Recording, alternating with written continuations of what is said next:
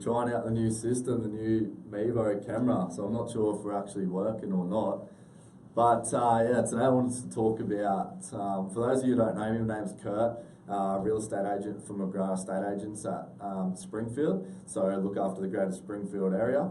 I just wanted to talk today about how to pick a real estate agent in your area, whether that's here or somewhere else. I know I've got a lot of followers that aren't from the greater Springfield area. So I know when you go to pick a real estate agent to sell your property, it's a massive decision, and it can potentially mean the difference between, you know, $10, $20, $30,000 difference for the sale price of your property. So I think picking the agent can be really important.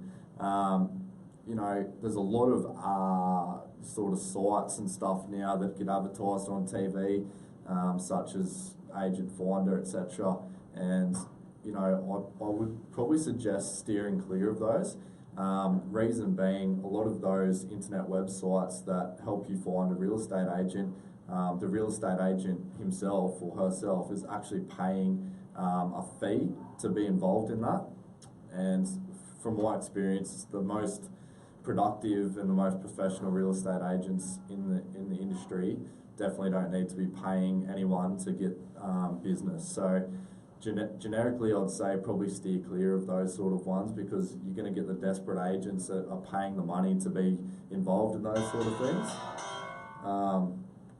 So yeah, I guess that's what I sort of wanted to steer people a little bit clear of.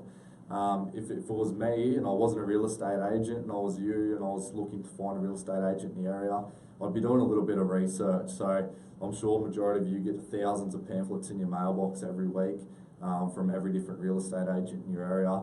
What I'd be doing is Googling those names, doing some research, checking back, see how many sales they've done, check out their agent reviews online, you know, see how many properties they're selling in the area, see if they're achieving good prices, and see if they're getting good feedback from their buyers and from their sellers. The next thing I'd be doing is going to an open home in the close vicinity, or several of them on a Saturday morning. And associating yourself with a few of the agents, and I guess it's almost like mystery shopping. So I'd be going to the open homes, being a buyer, just pretend to be a buyer, and see how you interact with the agent that's on, see how the home feels, see if it's presented like you'd want your home presented if you were to be having an open home in your own property. And see how the agent interacts with the buyers. Is he friendly? Is he asking the right questions? Come Saturday afternoon or Monday morning, does the agent follow up with a text message or a phone call? What's the process that they have in order to put an offer in on a property? And I guess just get a general feel of how you get along with that agent, because I guess it's not just about the results, but you want to work with someone that's personable and someone you can relate to and someone that you can feel comfortable in dealing with. Because you know, it's the biggest transaction of your life, and like I said, it can mean the difference between $10, $20, $30, $40,000 in picking the right agent. Another piece of advice I'd give is do your research on the agency that your agent works for. See what they offer, see how many sales they do a year, see how many agents work for the office, see what the general reputation of that agency is throughout your marketplace.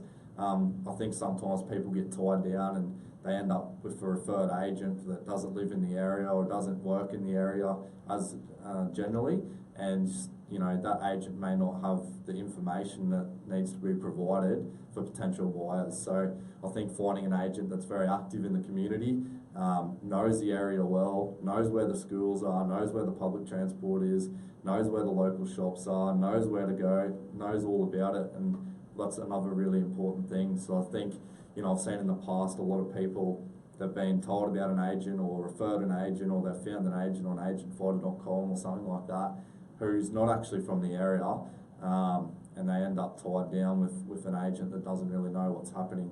So there's a few things that I would suggest if you're looking to sell your property. Do your research and don't just go with the agent that is first to knock on the door. Other than that, ring me and I'll sort the rest out.